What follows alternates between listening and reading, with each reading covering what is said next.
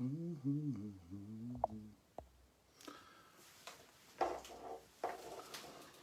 I'm hoping this is working. I'm just going to try and bring it up online as well here because I can't see comments coming up on the mobile phone version of it. So bear with me. Oh, there we go. There's 3 people.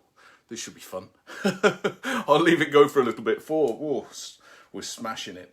I'll leave it go for a moment just while I bring up. I want to be able to see comments, hopefully. So bear with me just a moment.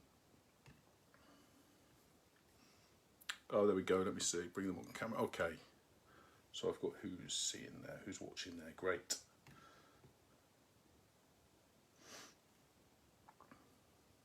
Okay, I think I'm going to be able to see comments coming up on the bottom of this one. I normally can't. Can someone just stick a thumbs up or something so I can see if a comment... there we go. Okay. Fantastic. Thank you, mate. Thank you. I can see that you can see that, so I don't need this. I'm going to shut this one down. I'm just going to leave it to build up a little bit so people don't miss what I'm going to talk about, and hopefully it'll be of value to people. It's not really sort of like your normal live video. You know, your normal live video really is a sort of Q&A session, isn't it, where you're talking about things and inviting questions from people. But this is going to be more of a case of hopefully enlightening a few people and passing on some information and letting people make their own judgments based on some evidence that I'm going to put before you. And it's going to focus on livestock worrying, but not just livestock worrying. We'll talk about predation towards animals by dogs, and there's going to be a focus on the Kennel Club's involvement in this, and various other bits and bobs as well. I'm going to pull some bits in and put them out there. And obviously, if you have questions and I pick the questions up, I might pause. It'd probably be easiest if I just pause every now and again and write down what questions are coming up and take it from there. So I'm about 16 or something. I'll wait and see if we hit about 30 or whatever, and I'll go from there. But I'll just wait a moment. Thank you for taking the time out of your weekend, by the way. Happy Easter weekend to everybody. And you know, it's Saturday night, so there's a lot of people who would probably rather be doing something else than listening to me waffle on. But it's important. You know, I feel it's important, and I know other people feel it's important to help give people as much information as possible so that they can make informed decisions. Not to try and sway anybody anyway, but to make sure that, you know, when people do have an opinion, that they're basing it on available information. And a lot of the time that information is withheld from people, so I think it's important that people can hear it, you know, so that your decisions can be not coming from a place of ignorance, but from a place of understanding and, you know, holding the cards of information in your hand when you make your decisions. We're at 21, so I'll just leave it a little bit more, just see if we can get up to 30, and then I'll start.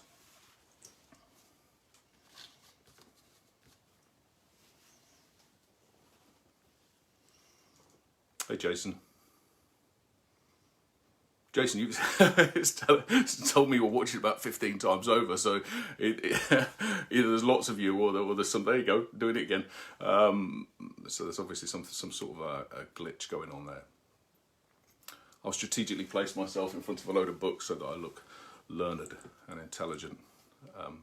I haven't really, it's just one of the only places in the house. It's a rural location, isn't it? So it's one of the only places in the house where I can get a decent Wi-Fi signal. So let's just hope. Hey, Chris. Yeah, it's everybody else's work, but thank you anyway. Superb. Okay, so I'm 26. Just leave it just a minute, 30 seconds. Steve, you all right?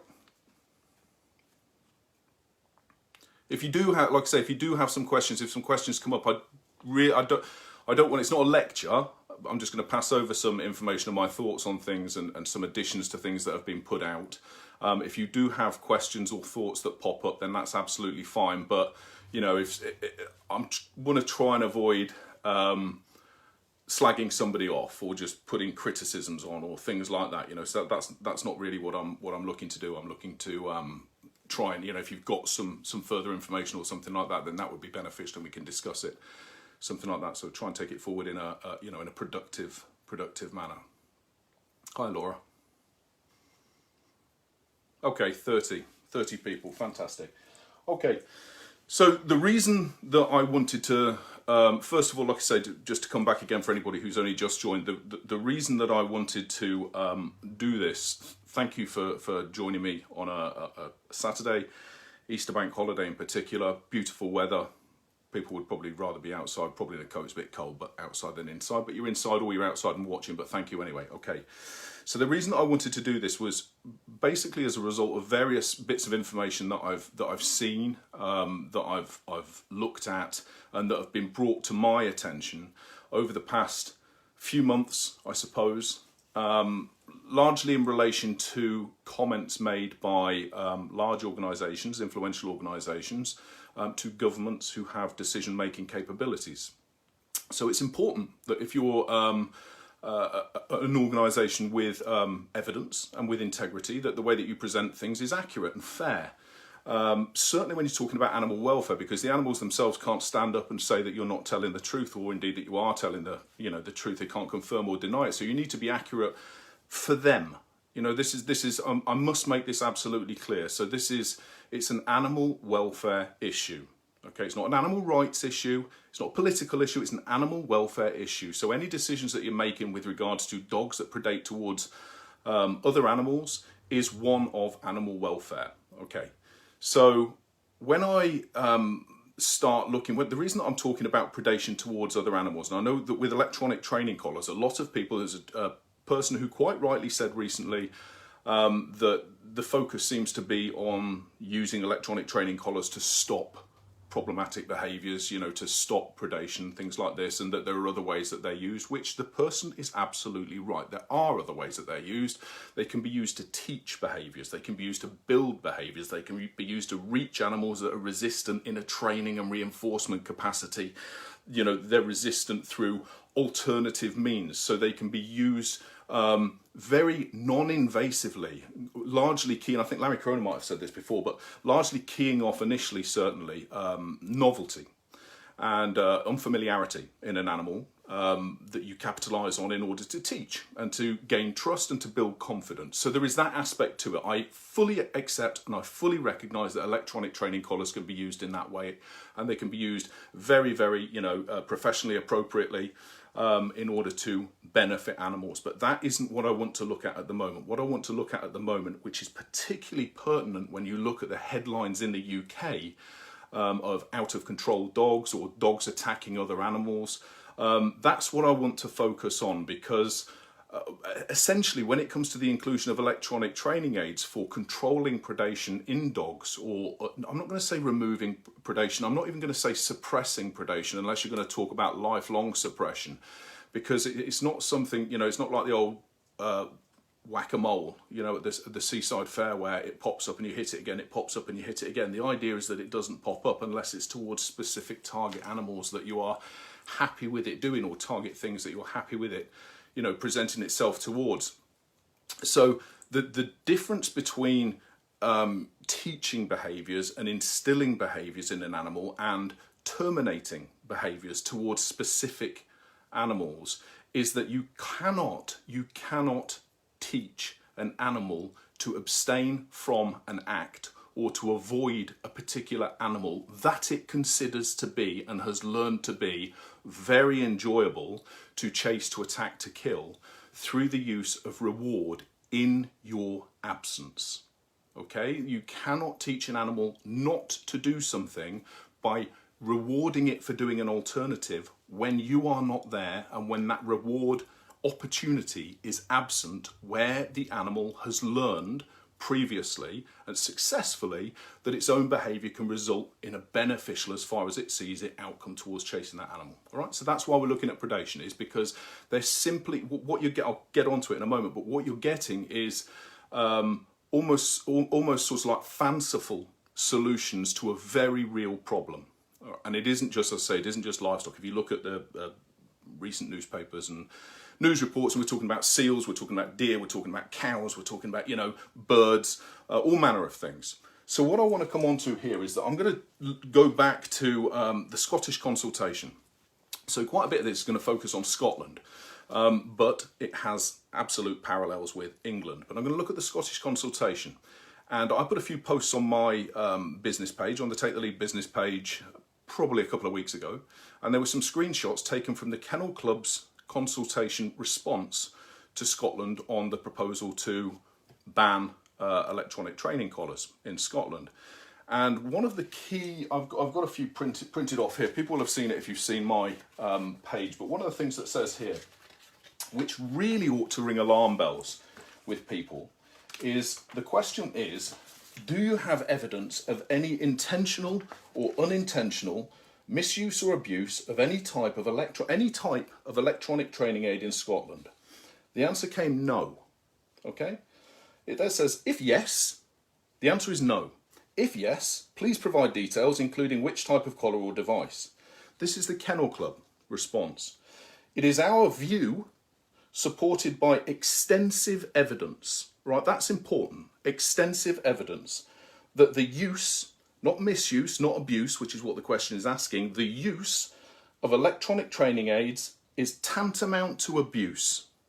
Okay, so this is a very wealthy, very influential, very well-known national organisation saying that their view, which is supported by extensive evidence, however, do you have any evidence of any intentional or unintentional misuse or abuse? No, but we have extensive evidence. There's the first thing for you, that the use, not the misuse, not the abuse, is tantamount to abuse.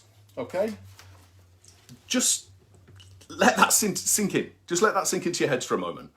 An organisation, a multi-million pound organisation like this, and that is their answer to that question.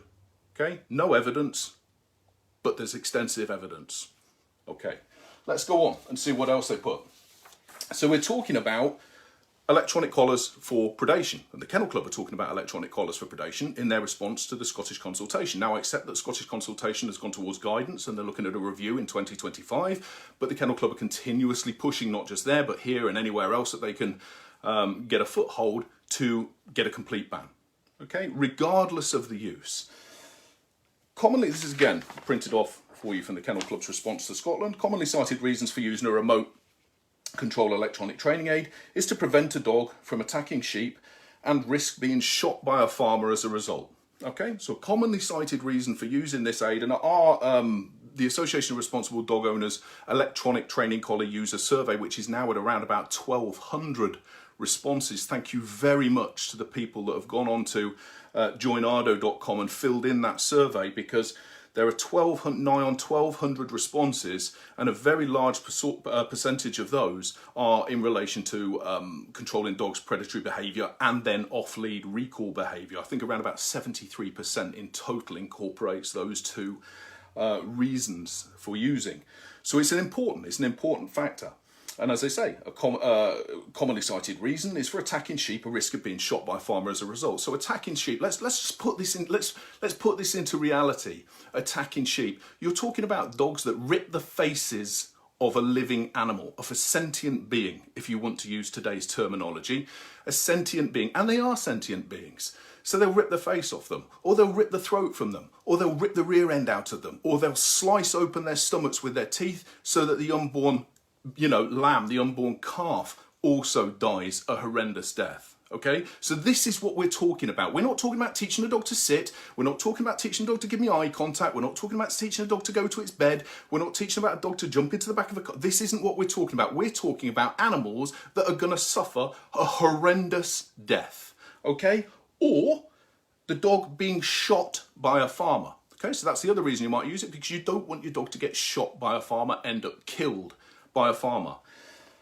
However, this is the Kennel Club's words, however, this justification for usage ignores the long-term psychological damage caused to the dog, which has been proved through extensive independent research.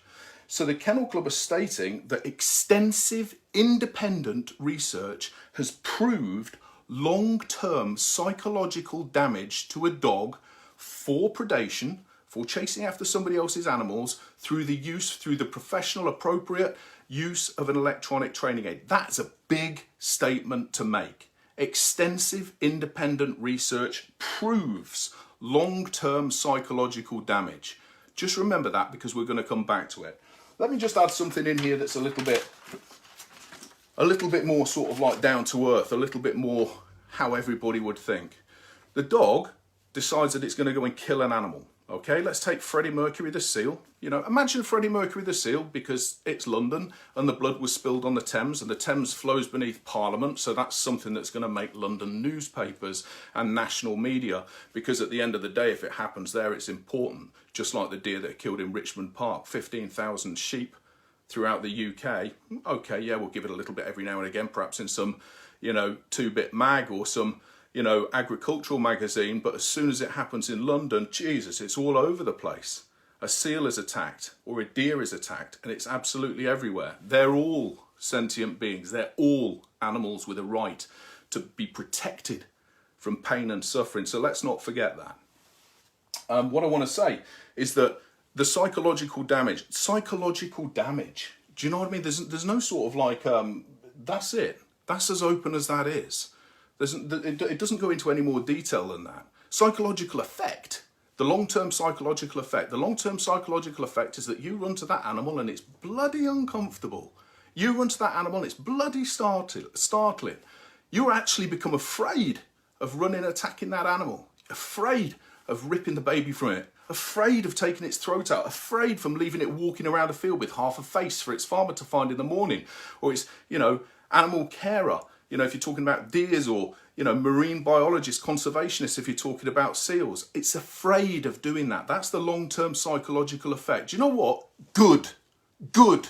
If you were afraid of going and doing that to another animal, bloody good. And I wish that every dog was afraid of going and doing that to another animal. So how this is being spun is as though the effect of the dog, context is irrelevant here. The effect of the dog, the long-term psychological effect, is that I don't want to do that anymore. Absolutely fantastic. What a win-win for animal welfare that is. But to present that as being somehow negative, somehow anti-welfare, somehow barbaric, inhumane, from an organisation that claim that they are welfare focused, is very, very questionable. And I would really ask you to just think about that. You know, why you are actually using in those sort of situations is to protect multiple lives, preserve freedoms, abide by social expectations and legal obligations. We're not piddling around at teaching dogs to do tricks here. We're not talking about weave pole, nothing against agility, but we're not talking about weave poles, A-frames, anything else. We're talking about things that will keep multiple animals safe. Leads on their own don't cut it. Simple as that. I've said it before, restraining isn't training. The amount of people that I've worked with, I put out a request last night online, and I've had multiple responses come back from people who have had dogs that they have believed to be safe and restrained, only to find out the worst possible way that they were wrong. Okay, so please, please bear that in mind. I'm going to bring you on to something else as well. Let's have a look here. Okay, so remember, let's go back again. Do you have any evidence of intentional abuse or misuse of electronic training collars in Scotland? No. Okay, no, we haven't. Electronic shock collars can cause further behaviour problems in addition to the ones being treated. The risk is that the dog can develop superstitious fears to objects in its environment that were heard or seen at the time of receiving the electric shock. This is why cases of dogs attacking other dogs, their owners, or another animal close by at the time of the shock are quite common. Okay, do you have any evidence? No.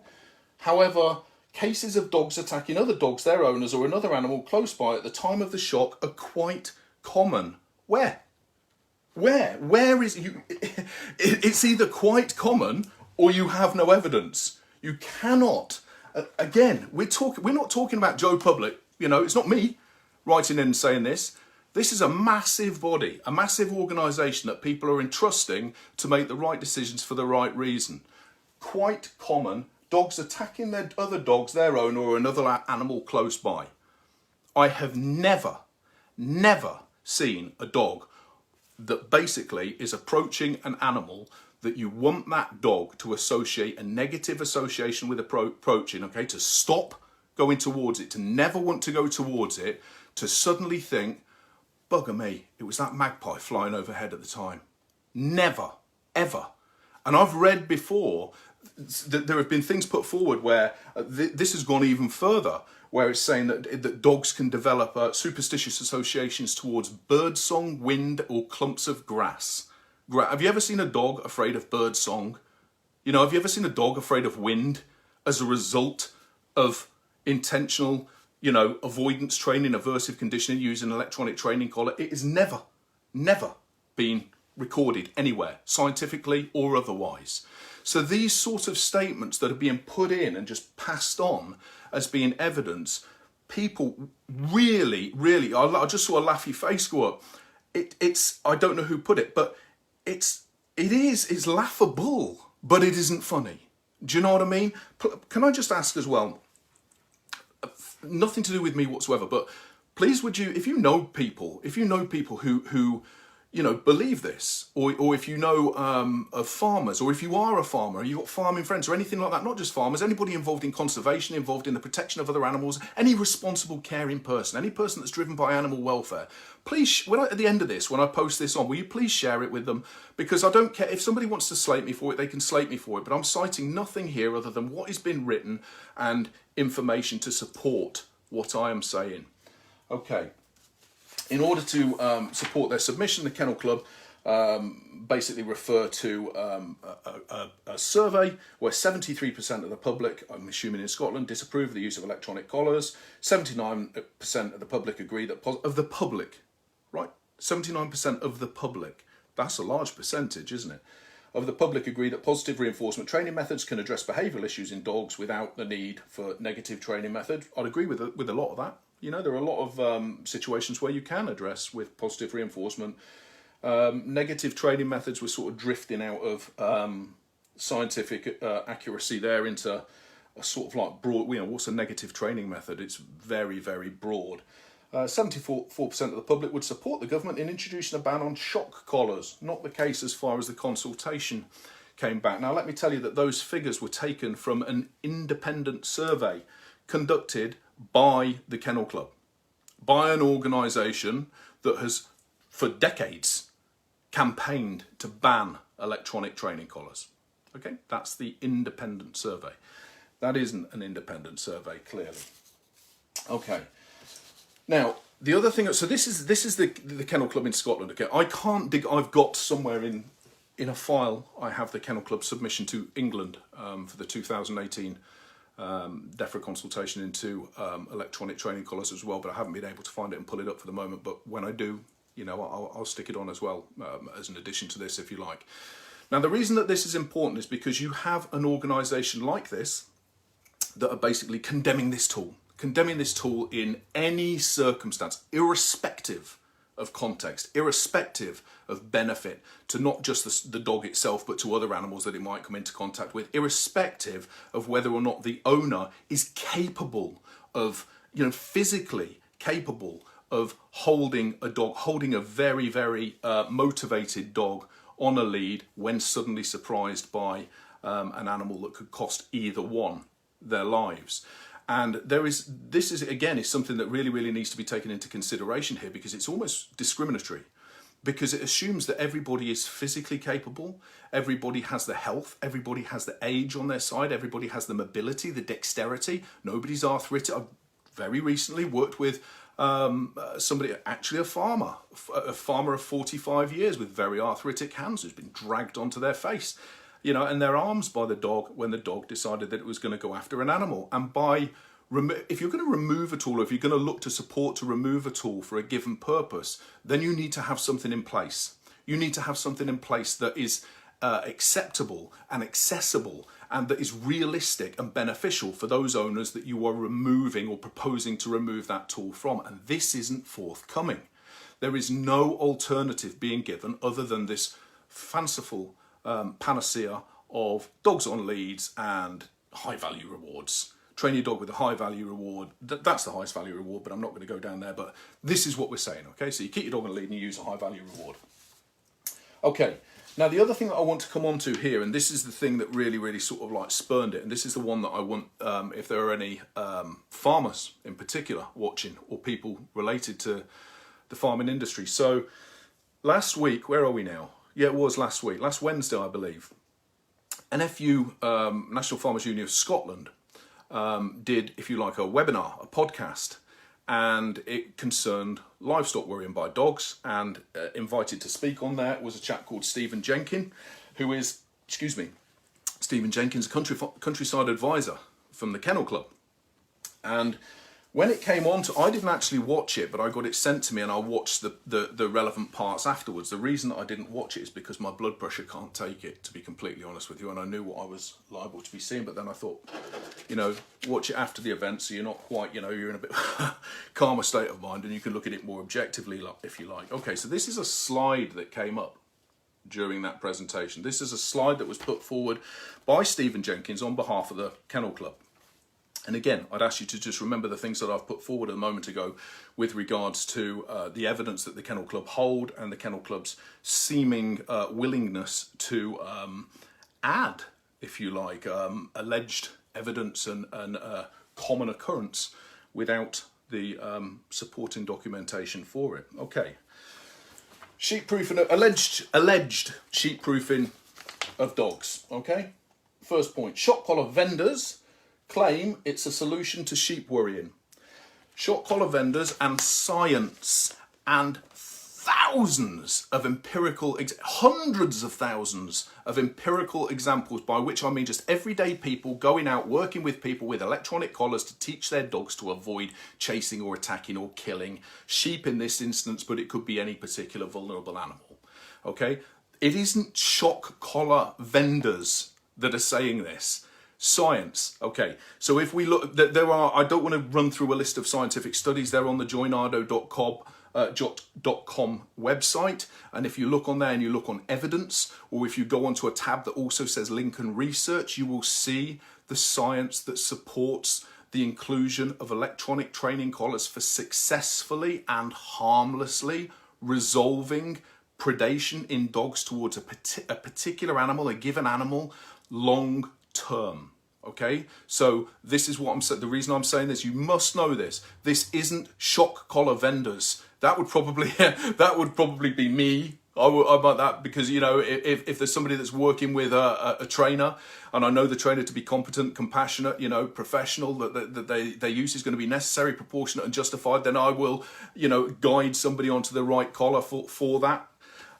Shock collar vendor, I don't know, you know, I don't set up a store selling things. There's no buy it now button, but I'm irrelevant.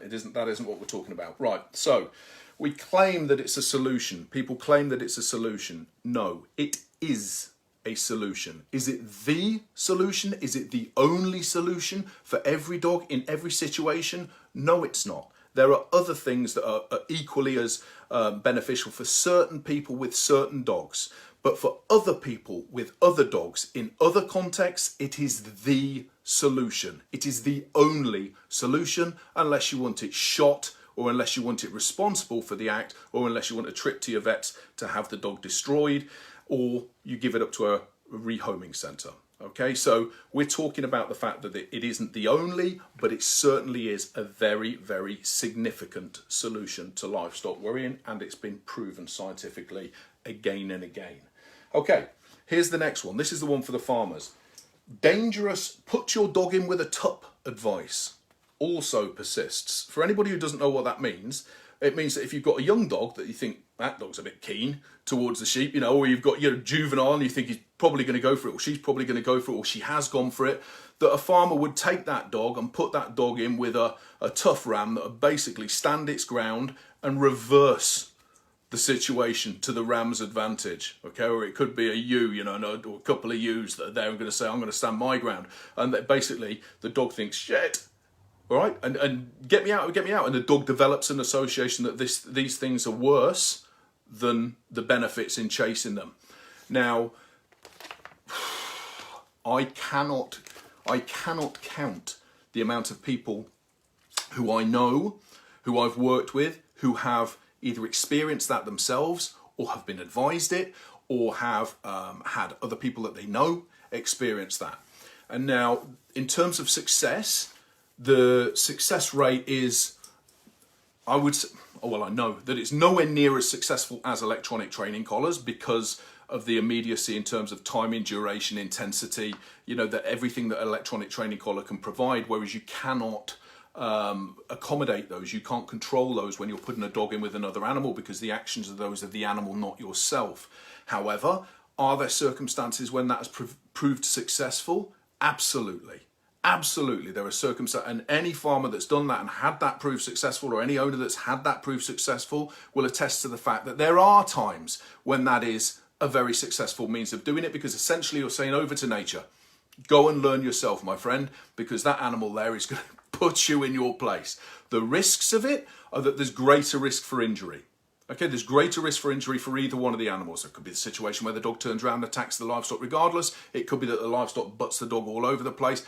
That is down to the individual controlling the session in terms of, you know, when they terminate it, etc. It isn't something that I particularly do. It isn't something that I would advocate people do. Is it something that I would condemn? No. And the reason that I wouldn't condemn it is because there would be circumstances for some people in some situations with some dogs where that would prove beneficial. Now, I wouldn't say go out and do it, but equally, I wouldn't say that is wrong, we must ban it. And as I say, it will be one of those situations where a lot of people have experienced success with it and they would stand behind that.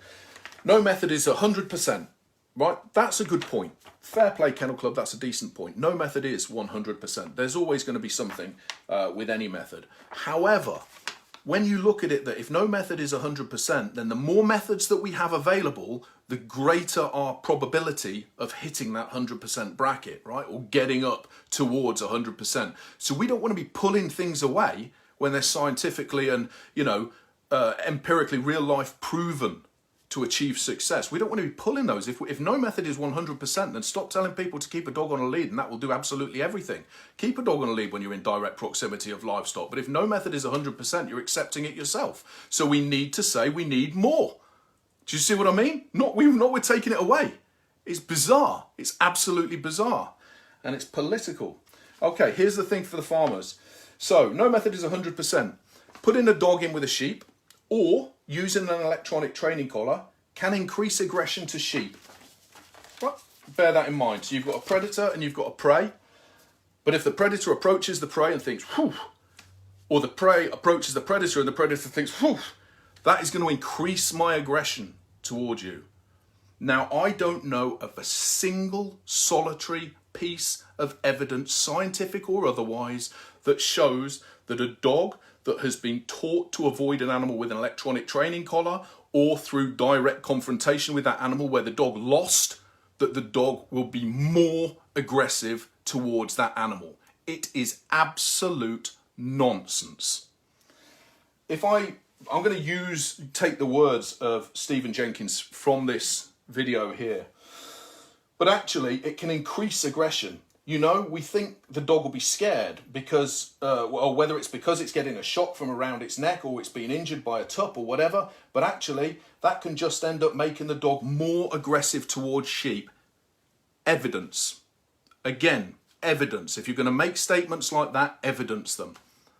You cannot put this out towards people who are directly affected by this issue and make broad brush statements like that because they suit your narrative, minus the evidence to back them up. Where is it? It is very, very simple. Tag it onto my post, send it me in an email, send it to anybody who follows this page, send it to the joinardo.com, info@joinardo.com email address. Send the evidence that shows that a dog that has been trained to avoid an animal through either one of those means becomes more aggressive towards them. And that's notwithstanding the fact that predation isn't aggression. And for an organisation as large as this, you ought to know that. Predation is a very different kettle of fish to one of aggression. Okay, bear with me. I'm just going to have a look and see if there's any... Okay. Hey, Danny. Does anybody have any points that you want to make at the moment? I'm going to carry on in just a second. Thank you. I'm going on a little bit longer than I was expecting to, but I promise you I won't keep you any more, or any longer than is necessary to make the point. Okay, how big a problem is it? How big a problem is dogs attacking other animals? RSPCA conducted their own survey. It wasn't published, and I think it was conducted in 2019, perhaps. and I think 24% of respondents said their dogs had or would chase livestock or other animals. 24%. The Kennel Club like to take their statistics from their non-independent Kennel Club Commission survey and equate it to the public. So it goes beyond the couple of thousand or however many people responded to the survey, and it suddenly becomes the public. Well, if that were the case, and we take the RSPCA statistics of 24%, I may be a percent out, but it's going to be percent up if it's a percent out. So I'm going to be conservative and say 24%. Then if you're looking at the fact that there are an estimated, 12 million dogs in the UK, and a quarter of those dogs are dogs that have or would chase after not just livestock but other animals, then it's a very, very significant problem. And when you look at the fact that the condemnation to these tools and the promotion of non-invasive, reward-based only, and I say reward-based only because I have nothing against reward-based training. All training is reward-based. It's reward-based. That's the word, only. Only is the word, like never. Never is the word. If you say only, I will only do this and I will never do that, then you're going to fail some, because there are some that require you to broaden your mind and go beyond only and beyond never. Okay, so, but if you're going to say that, then this is a huge problem, isn't it? There's a massive amount of dogs that are failing to respond. Now, what I do want to quickly talk to you about is some of the evidence. Now, I'm not going to go through a lot of it, but a couple of the key studies that pop up in all consultations from certainly charitable organisations, animal welfare organisations. They are animal welfare organisations, and they've been poisoned with an animal rights, if you like. It's coursing through, and it's bad. It's bad because it's for the wrong reasons, because it's political, it's financial, and it shouldn't be that, and it shouldn't be, and it's sad to see it. However, these organisations, and a lot of you need to look online, 99% of the people who know me will know this anyway, but one of the major studies that comes up is a study that was conducted by Lincoln University, or two, conducted by Lincoln University around about 2010, and it's generally known as a Lincoln Research or DEFRA funded study. And it looked at the impacts of electronic training collars on the welfare of dogs. Now, there was a pilot study. Without wanting to lose you, there were two. There was one's called AW1402 and the other one's AW1402A. But I take the names away. The first one looked at training dogs to stop the dogs that came forward with a history of chasing livestock, and does an electronic training collar negatively affect the dog, and how does it basically, what are the impacts of it? And the dogs were permitted to attempt to chase livestock, and electronic training collars were used, and every single one of the dogs stopped chasing livestock. All of them. Okay, that was that study. It was never actually replicated with reward-trained dogs. That preliminary study, it was never replicated. The study was terminated before it went on to look at the reward-trained dogs. Can you stop that? When the dog's off lead and the dog's running towards sheep and it's got a history of it, can you stop it through the use of a higher value reward? Scientifically proven? No. It hasn't been scientifically proven because it was omitted from that study. The electronic train collar dogs, it was allowed, and it worked. It worked for all of them. They lost their interest. Are those dogs now shells of their former self? Well, if they're still alive, they'd be very, doing very well if they're still going. Did those dogs end up shells of their former selves? Did they end up destroyed? Did they end up psychologically damaged? As per the Kennel Club, it would appear not. It would appear not, or certainly if they did, then there's no record of that having taken place. Now, the second part of the study, I'll just come on to the first one, that was criticised. The study was criticised because of the fact, trainers, a lot of the trainers didn't use a pre-warning cue, they didn't use a vibration or a tone on the collar, they just went straight in there and basically startled the dog. And they startled the dog on some of them used high levels, and this isn't what the manufacturers recommend. In the manufacturer's book, there's nowhere does it say about using startling levels. Instead, it talks about introductory processes, etc. Therefore, the trainers weren't working in accordance with manufacturer's instructions. Listen, if you're a manufacturer of an electronic training collar and you instruct people in your instructions of how to carry out aversive conditioning, and you think that that's going to be good enough, that I say to you, go out there, use a highly startling level of stimulation in these situations, you're damned if you do and you're damned if you don't. This is perfect for that. That you don't go through the same processes for for teaching a dog to stop chasing and killing something as you do to teach a dog to come back. You know, when the dog's off lead, or to teach a dog to do other things, or to refrain from doing other things. It's a completely different process, and it's absent from training manuals because it would be very irresponsible to put it into training manuals. Instead, you would be advised to go and seek the advice of a professional, so a professional could guide you through that. And a professional would know this, so a professional wouldn't follow what is written in a manual because that is absent from a manual. Do you see? But because the professional is doing that, because they're working on their own knowledge and their own ability, their own experience, their own expertise, then they're classified as not working in accordance with what the manual says, so therefore not using properly, so therefore if you can't use it properly, nobody can use it properly. It's an absolute nonsense. It's an absolute nonsense designed to basically fit an end goal, a preferred end goal. So just remember that. Just remember the fact that when it comes to dogs off lead, dogs chasing livestock, they were stopped with electronic training collars. It's never been stopped by that study through the use of reward-only training protocols. Okay, so then came a second study, the 1402A. This was the bigger one. This was the one that cost all the money. This was the one that took a little bit longer. This was the one that presumed that you can train a dog in 2.5 hours. You know, half an hour a day for five days, and you're going to go from zero to hero. So many things on this study were flawed, but never mind. What this study essentially looked at was the effects on the dog, short and long-term effects on the dog of the use of electronic training aids in comparison to reward-only or reward-based, if you want to say that. But again, I don't like it because it's all reward-based. Let's say a reward-only or a refusal to use aversive intervention or corrective training tools. Now, basically, this study, it's a very long study, but essentially it fell in favour of saying, well, some dogs showed a negative response. The fact that the dogs were trained in a completely different setting, right? So the e-collar trained dogs were trained in snow in Scotland in one of the harshest winters that they've experienced in, you know, decades. And the other dogs were trained in spring in Lincoln. Excuse me, my sort of like expressive conveyance of the word spring there sort of like puts across an air of sarcasm. I don't mean it to, I just mean as though it's lively. It's a nice time of year in comparison to this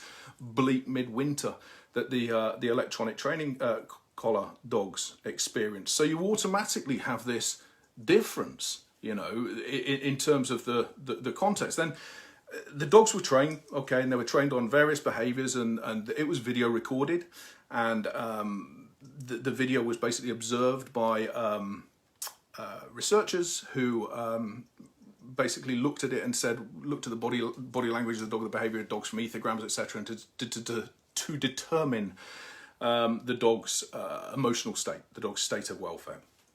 Okay, I don't want to go too deep into that aspect of things anyway, but it was determined that the use of electronic training collars had more of a negative impact, or the potential for more of a negative impact on the welfare of dogs, some dogs, and you know that this could persist over time, and that the time was based on a sort of like 3-month gap between where the training took place and when the dogs were reassessed.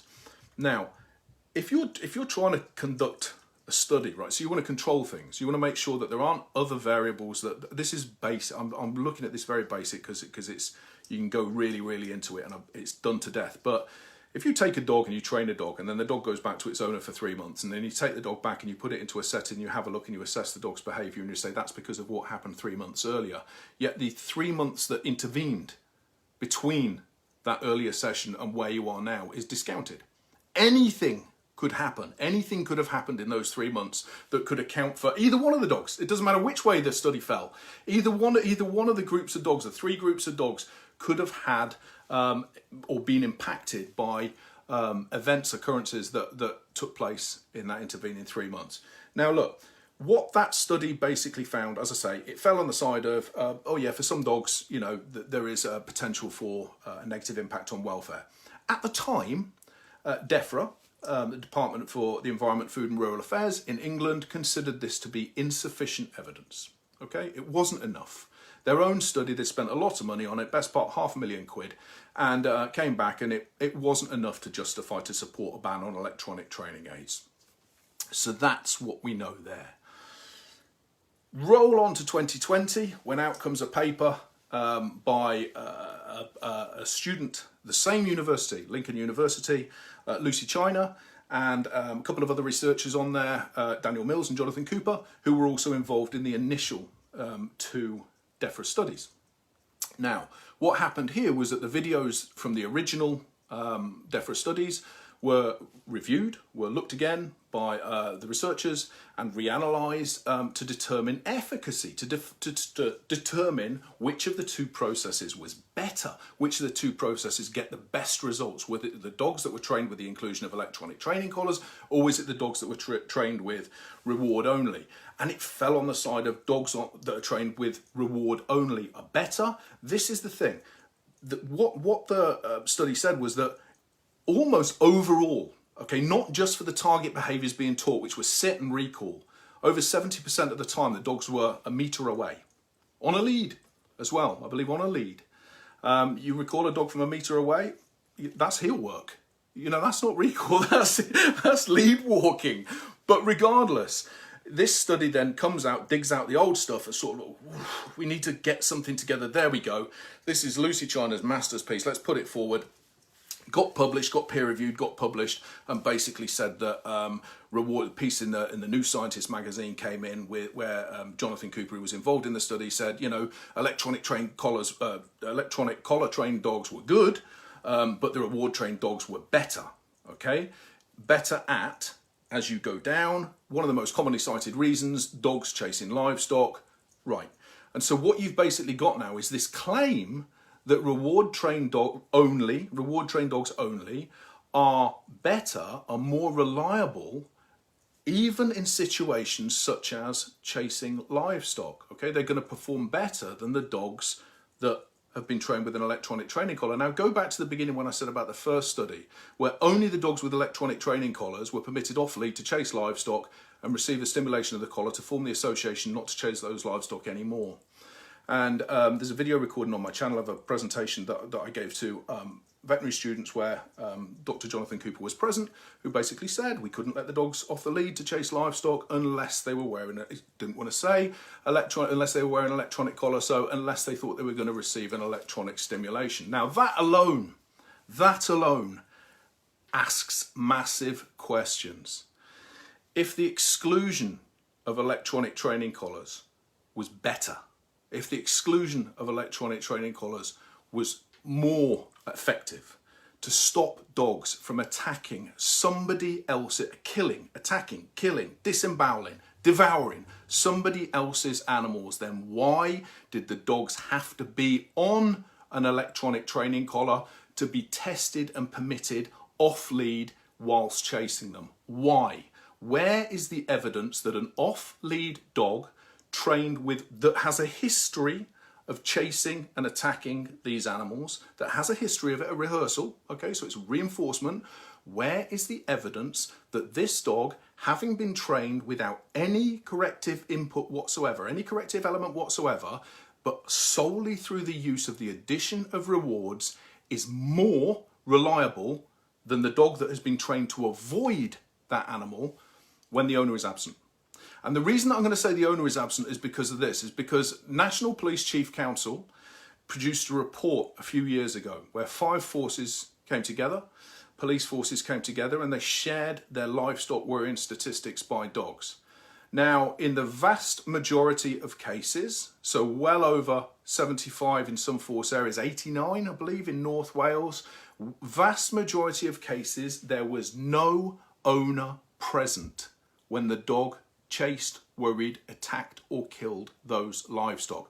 So if you are going to promote and put forward to the farming community, to the dog owning community, a process, a method that is going to be effective, safe, reliable, legally compliant, then you have to make damn sure that you have got the evidence behind you to prove that what you are saying is applicable to what is happening. Because what is happening is that dogs are escaping their owner's control.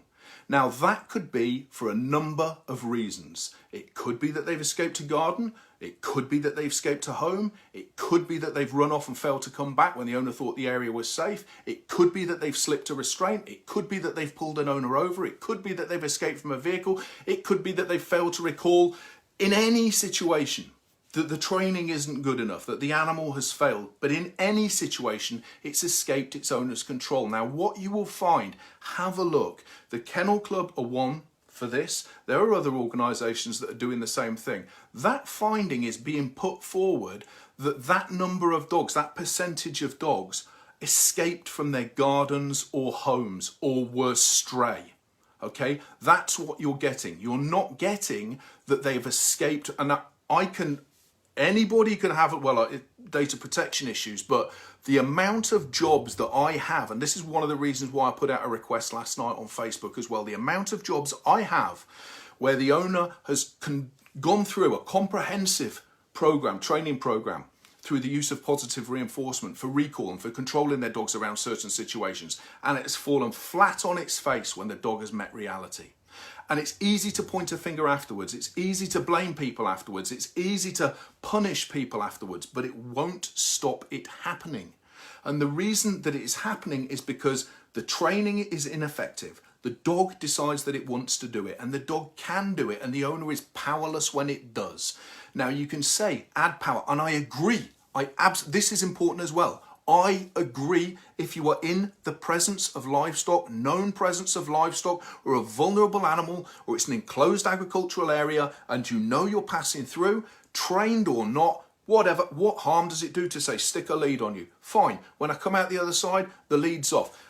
My issue is that what do I do with a dog where I haven't tested that, I haven't proved that, and I'm in another area, and the dog, for whatever reason, decides that it's going to shoot off. It's going to ignore me because it's chasing after one of these vulnerable species. That's the problem. And you have to look at coming back to something that I've said before a few times over, you have to look at removing that desire. Okay, you can't restrain it. You can't harness it. Do you know what I mean? You're holding it back. And again, there are some people, I'm not saying, the people who walk along this dog hasn't got the slightest interest and they keep them on a lead. That's fine. It's great for you, good for you. But you must accept the fact that there are other people that are struggling with animals, that they've very often, a third of the dogs in the Association of Responsible Dog Owners survey, a third of those dogs have come from rescue.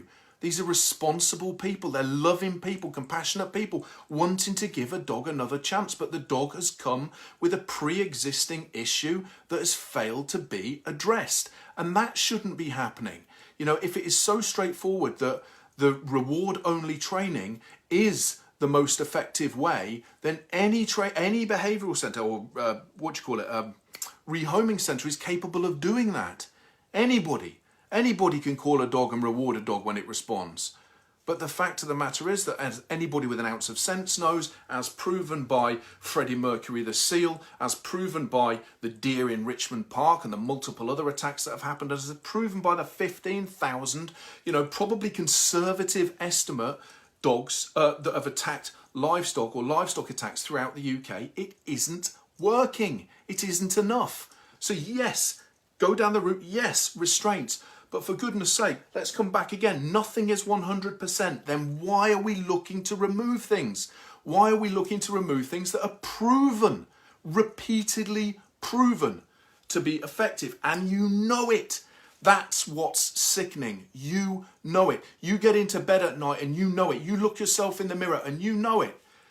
Because you can't prove otherwise. And everybody else who's saying that you know it can. There are thousands of people that can say, come and look at my dog, hear my story, this is what I've done, this is what I did, this is what I've got. I've now got a resolution. I've solved the issue, and I'm responsible enough that when I'm in a situation of, high risk, I add to my protective, parts that I've put together there by sticking a lead on the dog as well. But should anything happen, my dog isn't going to go after that animal. My dog isn't going to be the one that's responsible for that.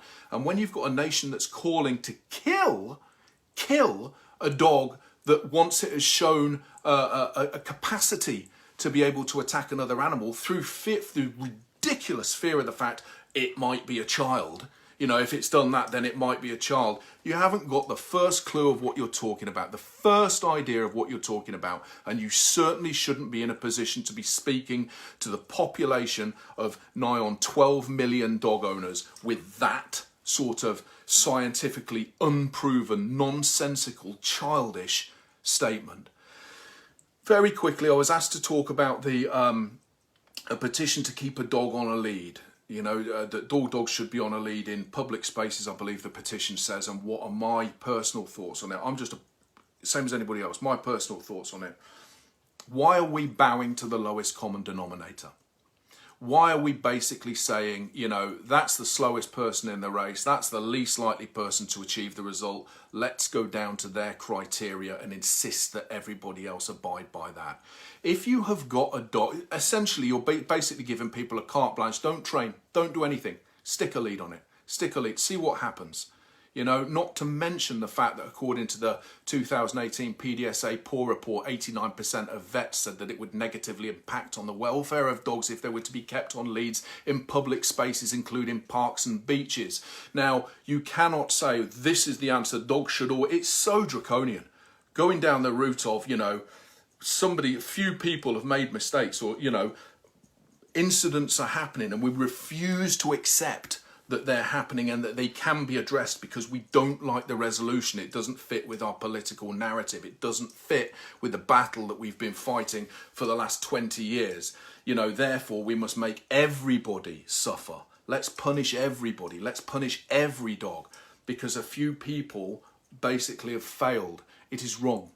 It is wrong. If you're in a situation that's highly volatile, if you're in a situation that involves, you know, high risk, and you have as I say, whereas it's somebody else's property, somebody else's animal, I put a lead on anyway, you know, when I'm in close proximity. So what? So what? But as I say, I cover the bases. I was out today, earlier on today with my wife, and we were walking across moorland, and there were a couple who stopped at a signpost. I've actually videoed it. There were a couple who stopped at a signpost, and the signpost said, keep your dog on a lead, lambing season. You know, and there are lambs everywhere. You know, sheep and lambs everywhere. It's common land. And the owners of the dog that was off lead, mine was on. Mine was on lead, and the owners of the dog that was off lead looked at it and said, oh, what's that? Is that allowed? I said, yeah, it's about keeping your dogs on a lead because of lambing. And the lady who was there said it doesn't apply to him because he doesn't go near them. He's not interested in them. It's only for dogs that chase after them, you know, that go towards them. Now, it doesn't matter. It doesn't matter. You know, if you're going to, at the end of the day, if you've got lambs all over the place, and unless you're going to say, you know, my dog won't go near them because it's been proved. But even then, if they're right next to me, stick a lead on it. Walk to the area where there are none. You know, go and let the dog off there. I don't see an issue with that, and I know a lot of people will, and a lot of people who I agree with on a lot of issues will say to me, "Well, no, you know, law states on lead or otherwise under close control, and if my dog's under close control, why should I put it on a lead?" My answer would be, why not? Why not? You know, if your dog's under close control and you're that professional, you're that good, you know, then why not set a shining example and say, "Come on, mate." And people think, "Geez, that's nice lead work that lady there's got with her dog, that guy's got with her dog." But then it's choice, isn't it? The law states on lead or under close control, or otherwise under close control. But yeah, the point that I was going to make on this with regards to this is that it's like a ban it answer. You know, we seem to live in a society where it's too difficult to think about, so ban it. It's too difficult to think about, so impose a big restriction. It's too. What is really interesting is that this has only come about when, like I said earlier on, when a seal is attacked on the bank of the Thames, or a deer is attacked in Richmond Park, you know, and then it strikes home. You know, the fact that it's been going on for years and years and years in rural locations, or, you know, conservation areas where out of control dogs are attacking vulnerable animals is by the by. It's only when it actually strikes near Westminster that it strikes a media chord and that people start calling for these things. That in itself is extremely concerning because it does demonstrate and project a divide between urban elite and rural realists, if you like. And I'm saying that urban elite, not at people who live in urban areas. I'm talking about it from a political point of view, as though it doesn't matter unless it matters here, you know, or if it's a vote winner or things like that, and a nice story about a seal being attacked. Yeah, it's so wrong. It's so wrong that it only matters when it occurs in a situation like that. So anyway, the principal point that I wanted to talk about, and that I hope that I have, I'm not going to bang on, it's, you've got your evening, thank you for sharing it with me. But the principal point that I wanted to talk about was the fact that when you've got organisations like the Kennel Club, organisations like the RSPCA, like Dogs Trust, that are saying that these tools must be banned, but we cannot. You have a look. Training the dog is not mentioned anywhere in the resolution.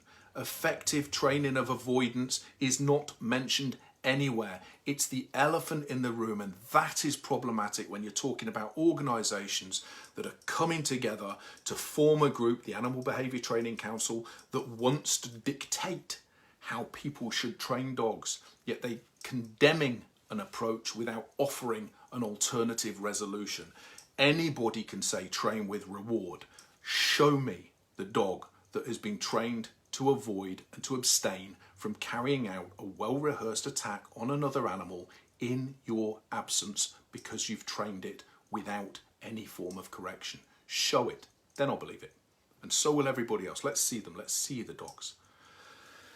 Thank you. Thank you very much. I don't know if I have extremely highly driven dogs that everyone knows are highly trained. Still put a lead on them in such an environment. Do I have to? Absolutely not. But I'd rather be extra safe.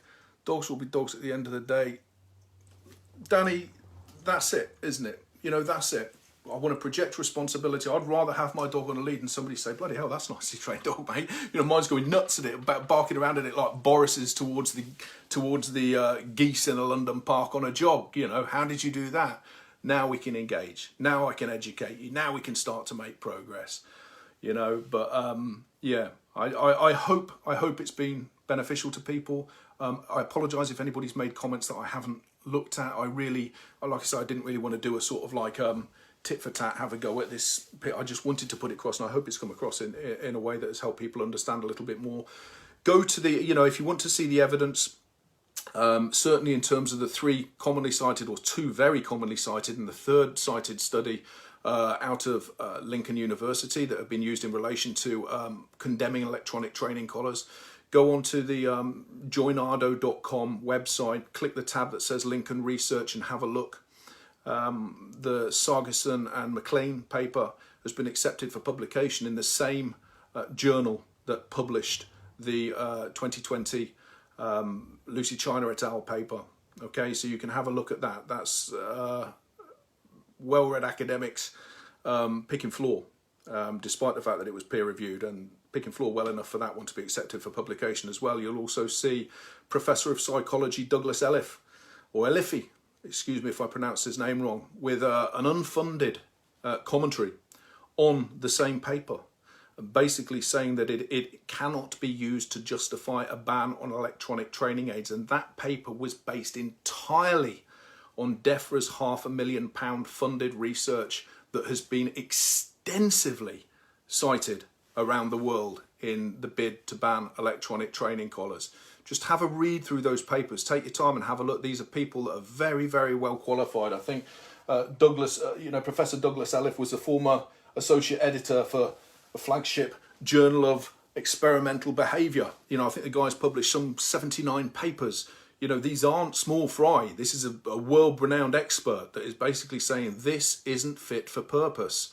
And what the principal things that all of them are saying is that you haven't tested the dogs off lead in the presence of livestock to see what they would do. They're making claims that you haven't substantiated. The study failed. Anyway, thank you very much. I'll shoot off, and I'll wish you all a fantastic evening. Thank you for watching. Thank you for your time. Thank you for your commitment. And yeah, let's keep fighting for the dogs and animal welfare and the right thing. Cheers, guys. Thank you. Bye-bye.